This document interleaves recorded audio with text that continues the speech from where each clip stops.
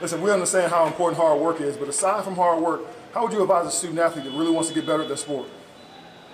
I would say consistency and confidence. I feel like the mental part plays a big part. So if you're not confident in yourself, you won't be able to perform well on the floor.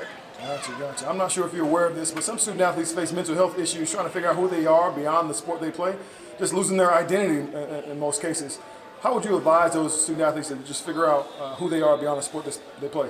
So I would say I struggled with mental health myself during my college journey, and I would say just find hobbies and stuff that interest you and that like you're good at. Find other things that you're good at and interested in. That way you don't just strictly focus and put your whole identity in the sport that you play.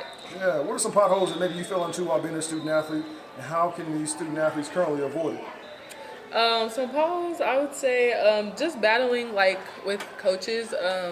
I would say just be real respectful, and I would always say like go with your gut. If you feel as though a different fit will be better for you, then I say like listen to your gut. Yeah. We don't do any regrets, but if you had any redos that you can apply to your student athlete experience that may give you a different outcome, what would it be? I would honestly probably do another year at JUCO. Okay.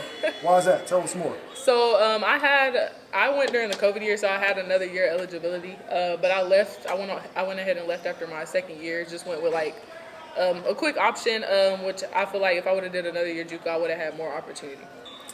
Talk to us about that time when you had to take off that jersey for the final time and that transition after your time as a student athlete. That could be very traumatic for most. How would you advise others, based off your experience, to set themselves up favorably after their eligibility has exhausted? So I'll say, I'll honestly say I'm still kind of in that transition phase myself. I had a really, really hard journey, especially my last 2 years of school with the coaches that I had. So taking off the jersey was pretty heartbreaking and devastating for me, especially the way that my season went. But I would say, like I said again earlier, just pick up hobbies, find things that you're interested in, and then like I feel like you'll shift your identity from just being in that sport.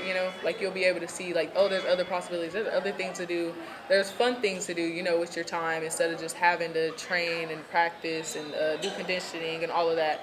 Like you have a life and a personality and an identity outside of your sport.